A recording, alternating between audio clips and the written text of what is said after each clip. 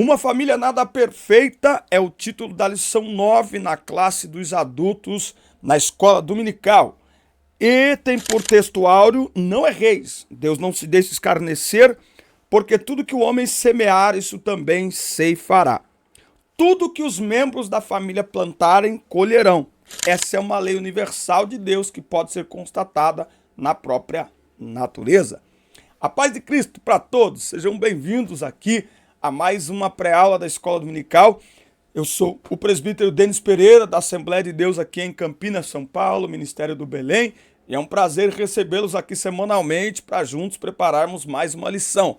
Minha gratidão ao pastor Leandro, que tem gravado algumas aulas aqui na classe de adultos para o nosso canal, e a todos vocês que semanalmente estão aqui participando conosco. Lembrando que temos pré-aulas para as classes de pré-adolescentes, adolescentes, juvenis, jovens e adultos. E por isso eu quero perguntar a você, este canal tem sido bênção para você? Este canal tem ajudado você? Então inscreva-se, ative as notificações, dê like no vídeo e deixe o seu comentário, que é muito importante para nós. Fale para nós de onde você nos assiste, para nós sabermos até onde que o nosso material está chegando. Também quero pedir a você que dê uma olhada. Durante a aula aparece um QR Code aqui, ou a chave Pix que aparece na tela, ou que está aqui na descrição também. Ao contribuir, você nos motiva a continuar e também nos ajuda a termos condições de continuar. Aqui estou no meu quarto, estúdio, tudo, né? Mas todo sábado às 9 da manhã temos o Fala Denão Podcast. Calma aí, assembleano. Denão. Meu nome é Denis, presbítero da igreja.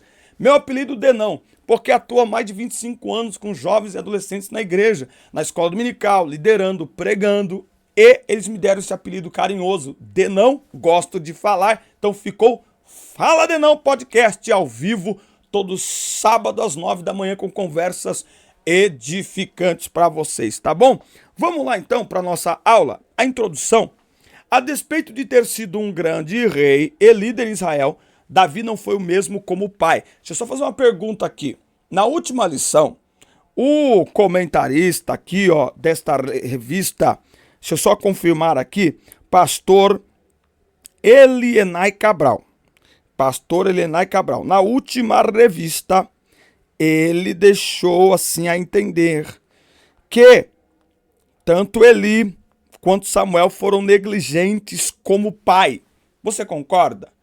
Eli foi negligente, mas Samuel foi negligente. Eu dei esta aula lá na igreja no último domingo e disse aos irmãos que esta é uma tendência que nós temos de culpar os pais pelos erros dos filhos, principalmente se forem obreiros. E geralmente quem faz isso ou não tem filhos, ou tem filhos pequenos, ou os seus filhos estão na igreja, mas é preciso cuidado. Essa geração, mais do que nunca, quer culpar todo mundo menos a si mesmos pelos seus erros e suas falhas. Os filhos de Eli faz sentido. Eli realmente não repreendeu, mas até a repreensão de Deus para Eli tem a ver com o sacerdócio. Eli não repreendeu e corrompeu o sacerdócio. Ok? E porque os filhos de Eli não eram crianças. E os filhos de Samuel, Samuel colocou eles para serem juízes. Mas a Bíblia diz que eles não seguiram os caminhos de seu pai. Então, na minha visão bíblica, Eli não tem nada a ver com Samuel. Samuel não foi negligente. Diferentemente de Davi. Agora tem todo um contexto. A gente vai ver aqui agora, a partir deste momento. Ó. O rei Davi e sua grande família. Deixa aí sua opinião nos comentários aí. A gente precisa de comentários, irmão. Comentário tipo glória a Deus. E o YouTube gosta de comentário. Para ele, tanto faz o que você escrever. Então fala aí alguma coisa. Eu discordo de você. Você se mexe demais. Faz alguma coisa aí, pelo amor de Deus. Ó. Tópico 1. O rei Davi e sua grande família, né? Davi foi ungido por Deus. O livro de 1 Samuel mostra a decadência do reinado de Saul. E todo o processo de escolha de Deus para um homem segundo o seu coração, lá a partir de 1 Samuel capítulo 16, né? Então nós conhecemos ali toda a história de Davi, como ele foi ungido, e o texto termina dizendo que a partir daquele dia em diante o Espírito do Senhor se apoderou de Davi. Davi é o homem de Deus, né?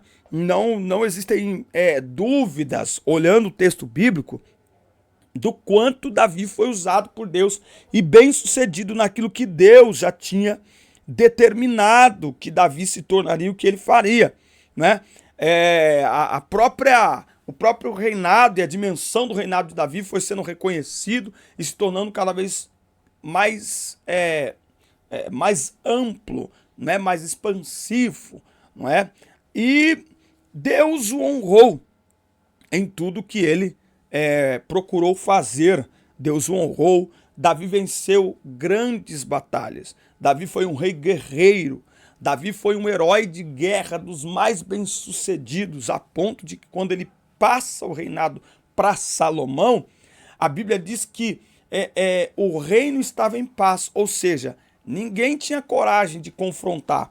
Até os filisteus já tinham sido dizimados por Davi desde a época lá do seu confronto com Golias. Então ele entrega um reino pacificado e por isso que Salomão não vai ser reconhecido como um rei guerreiro, um herói de guerra, mas muito mais como um construtor.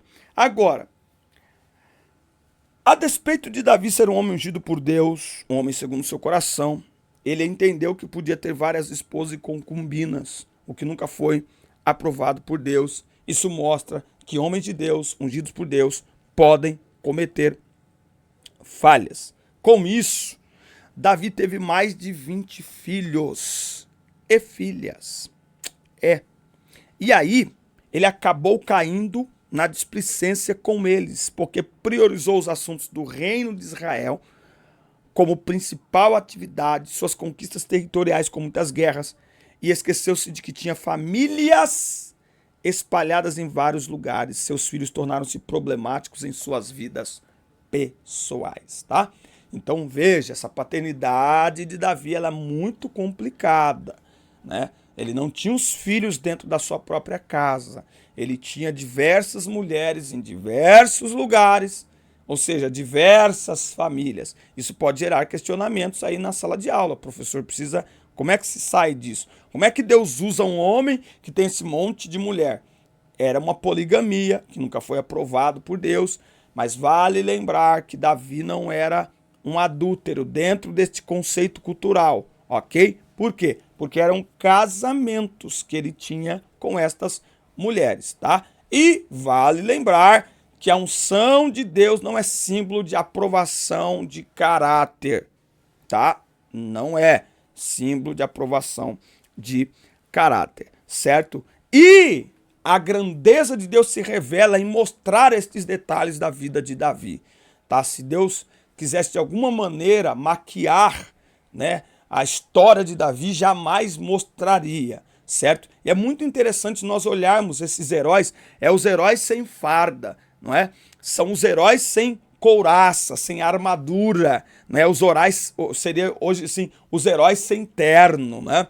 Então a Bíblia está mostrando, ela mostra pessoas extremamente usadas por Deus, mas a Bíblia tira a roupagem destes homens para mostrar suas falhas, para mostrar seus erros, ok? E para mostrar que Deus usa pessoas imperfeitas, tá bom? Deus usa pessoas imperfeitas. Agora, dentro deste ambiente de Davi, tá? Muitos problemas aconteceram na sua vida espiritual, na sua vida pessoal. Espiritualmente, Davi já era reconhecido como um grande homem de Deus, mas pessoal, é aquela velha história, né? Quem vê no altar fala, nossa, que top. Mas quem frequenta a casa é uma verdadeira bagunça. Ai, Jesus, se eu tomar água, viu? Deus tenha misericórdia. Olha só, tópico 2. Você já se inscreveu? Ainda não? Inscreva-se. Ative as notificações. Dá like no vídeo. Deus vai abençoar você. Deus vai abençoar a sua casa. Em nome de Jesus, ajude-nos. Isso. Faça a contribuição nessa chave Pix que aparece aí na tela. Você estará contribuindo com o reino. Porque aqui não tem piadinha, irmão. Aqui não tem brincadeira. Aqui é reino, reino, reino, reino, reino. De segunda a segunda. Tá bom? Olha só. Aí nós temos aqui, ó, a história de Tamar, que era uma filha de Davi, muito bonita e virgem. A beleza de Tamar atraiu Amnon, tá? Que era um meio-irmão de Tamar. Era o primogênito de Davi com Ainoã. Tem que falar devagar porque, olha, é um enrolamento isso aqui, né? Então eles eram filhos do mesmo pai, mas de mães diferentes.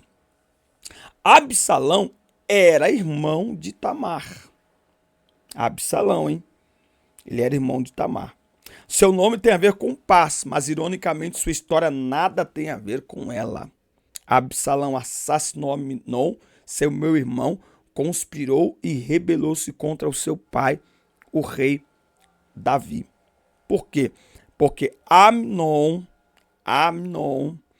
ele se mostrou desajustado emocionalmente e dominado por paixões carnais, a ponto de forçar sua meia-irmã Tamar a se deitar com ele.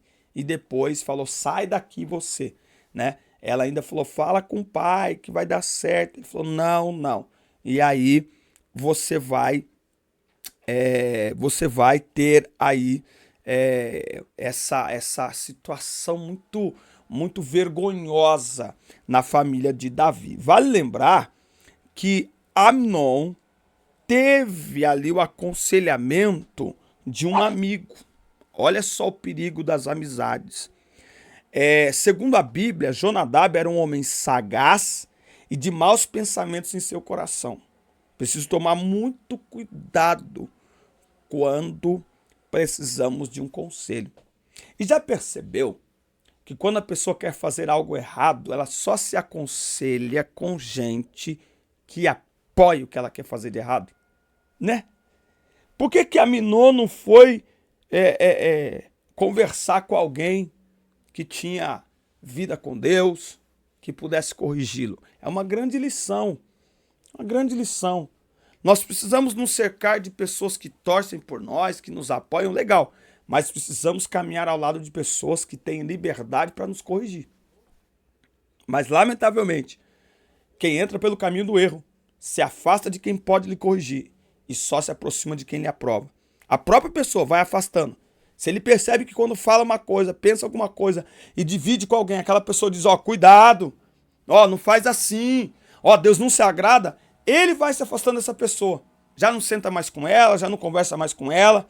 Aí ele começa a olhar, quem é aquele amigo que quando eu falo ele diz, é isso mesmo, cara, não, você tem que fazer isso mesmo. Jonadab ajudou Amnon a tramar toda essa trama suja, né, para se deitar com sua meia-irmã e para envergonhar o seu pai. Então Jonadab é o tipo de amigo que não se deve ter por perto quando se vive algum problema pessoal ou familiar. É um exemplo concreto de mau conselheiro. Todo mundo sabe quando está fazendo algo errado. Todo mundo sabe.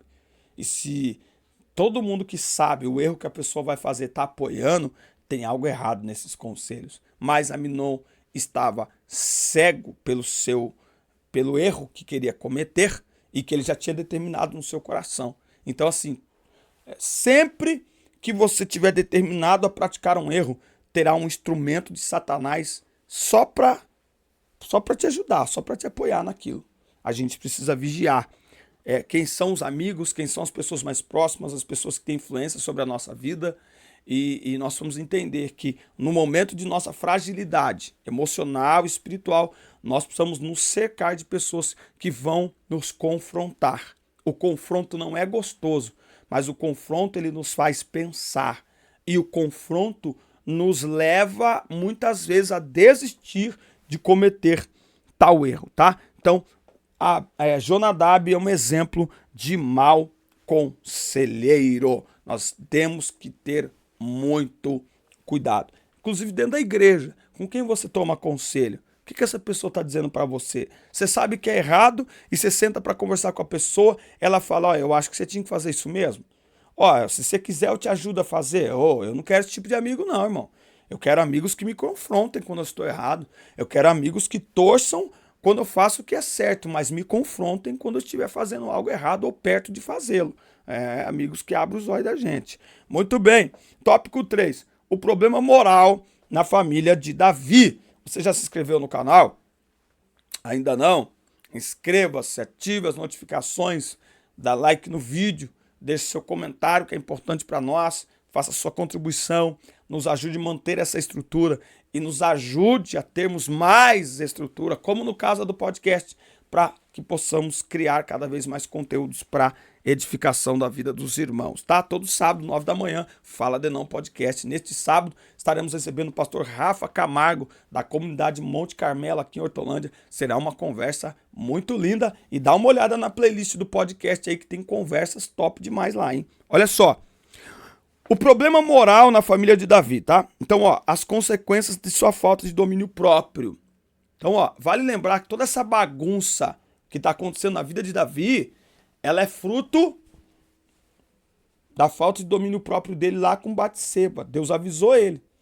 Aquilo que você está fazendo em secreto será feito em oculto, será feito em público, para sua vergonha.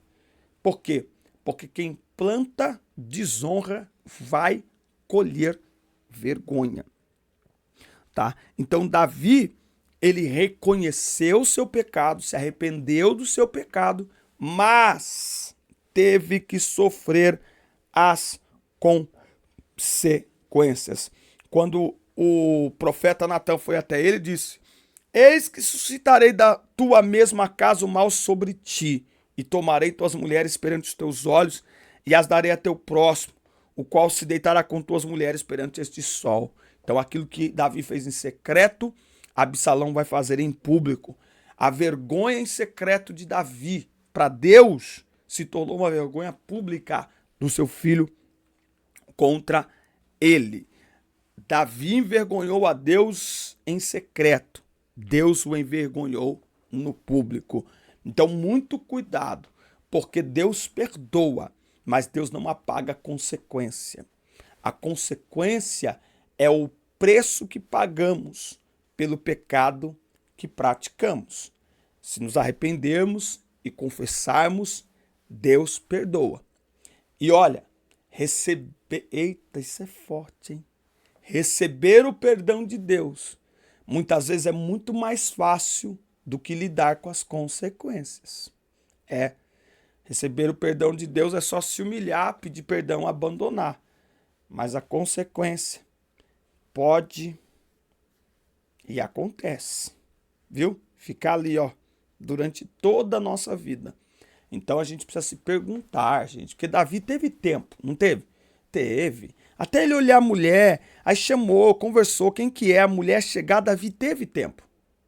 Então, às vezes, antes de pecar, porque assim, gente, vamos lá, vamos conversar aqui. Vamos lá, fala aí na sua classe aí. Ninguém acorda de manhã e fala assim, ó, vou adulterar. Vou trair, vou... Não. Isso, quando acontece, quando se torna um fato, isso é resultado de algo que vinha sendo maquinado no coração, vinha sendo alvo de reflexão.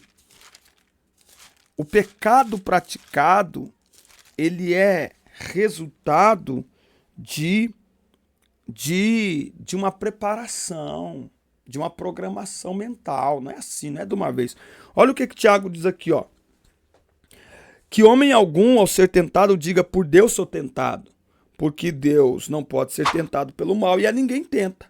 Mas cada homem é tentado quando atraído e seduzido pelos seus próprios desejos descontroláveis, a concupiscência. Ou seja, quando ele é atraído e engodado pelo seu próprio pecado. Mas depois, havendo a concupiscência concebido, gera o pecado. E o pecado, sendo consumado, gera a morte. Pronto.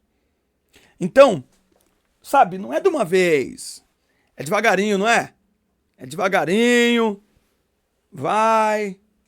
Agora, quem sabe.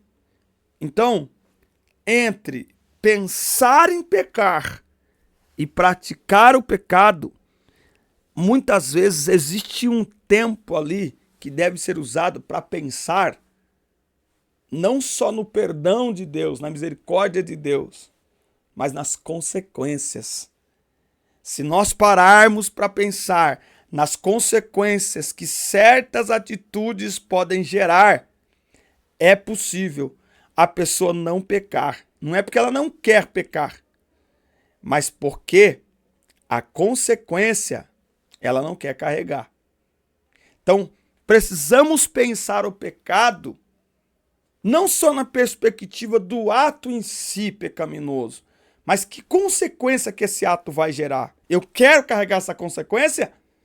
Porque o peso do pecado, uma vez confessado, o peso do pecado é eliminado. Da consequência, terá que ser carregado por toda a vida. Então, irmão, às vezes é melhor você guardar sua vontade de pecar na malinha, entendeu?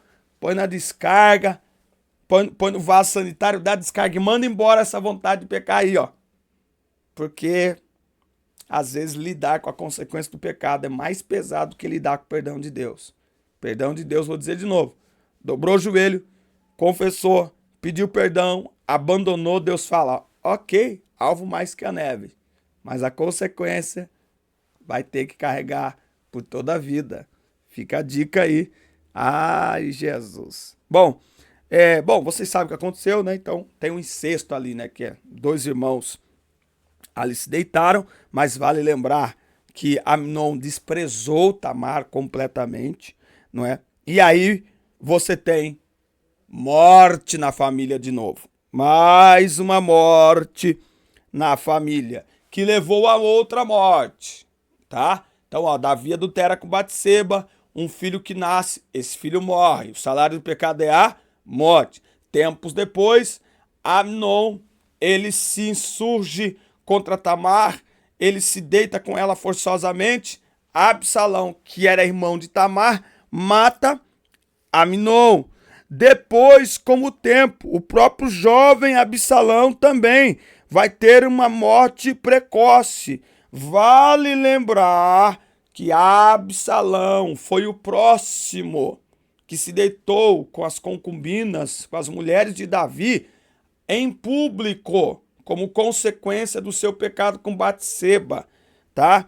E aí, então, Davi vai chorar, é morte na família, morte, perseguição na família. Absalão morre perseguindo o próprio pai.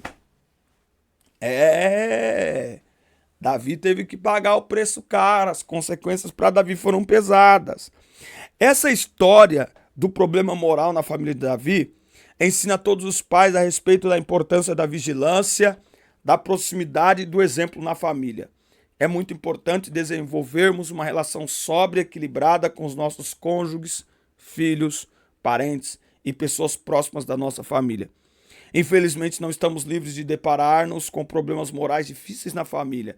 Por isso é importante que os pais façam sua parte, acompanhando de perto o que acontece nos lares, sobretudo fazendo isso por meio do exemplo de quem busca viver para a glória de Deus dentro de casa, né? Então a espiritualidade de Davi fora de casa era extraordinária, dentro de casa era um desastre. O lugar aonde nós mais precisamos dar testemunho de um caráter transformado, de uma vida transformada, é dentro da nossa casa. Nossos filhos podem fazer as escolhas que eles quiserem, mas que eles olhem para nós e digam: o meu pai e a minha mãe são pessoas que temem a Deus. A grande luta do inimigo é destruir a nossa integridade moral, a nossa integridade espiritual, para que nós, muitas vezes, sejamos como Davi, cheios de autoridade na rua, fracos de autoridade em casa. Por quê? Porque lá fora as pessoas não conhecem os nossos fracassos, as nossas mancadas. Mas esse que é o detalhe. A gente pode esconder de todo mundo lá fora, mas não tem como esconder dentro de casa. Que Deus guarde a nossa casa, que Deus guarde a nossa família, que Deus guarde o nosso ministério, que Deus guarde o nosso nome. Eu costumo dizer que a minha primeira igreja é a minha casa. Hoje meus filhos cresceram, mas é na minha casa, é na minha sala, é no quarto, é lá no sofá, é aqui que eles me conhecem. Quando a gente viaja para pregar, né, as pessoas, até por educação, nos recebem como homem de Deus, nos tratam como, não é, por causa que Deus usa e tal, tal. Mas é a minha esposa, é ela que referenda o meu ministério. Se de fato eu sou um homem de Deus, se de fato há em mim sinais de alguém que nasceu de novo, é aqui na minha casa. Que Deus nos guarde, que Deus tenha misericórdia de nós e que aprendamos com esta lição a não sermos negligentes com a família, sendo negligentes com nós mesmos. Eu acho que o grande problema de Davi, que vai rebater nos seus filhos, é que ele foi negligente com a sua própria vida espiritual. Ele foi um mau exemplo com sua própria vida. Esse é o problema. Davi poderia ter sido um homem exemplar e ainda assim seus filhos, como os de Samuel, terem sido filhos que desprezaram o Senhor. Mas não, Davi deu mau exemplo para os seus filhos. E a libertinagem que os seus filhos vão praticar é resultado do mau exemplo que Davi deu. Que Deus nos guarde, que Deus nos guarde e nos ajude a sermos sal da terra e luz do mundo, em primeiro lugar, dentro da nossa casa, para a glória do nome de Jesus. Amém, meus amigos? Um forte abraço, assista, curta, compartilhe, inscreva-se no canal e até o nosso próximo encontro. Deus abençoe todos vocês.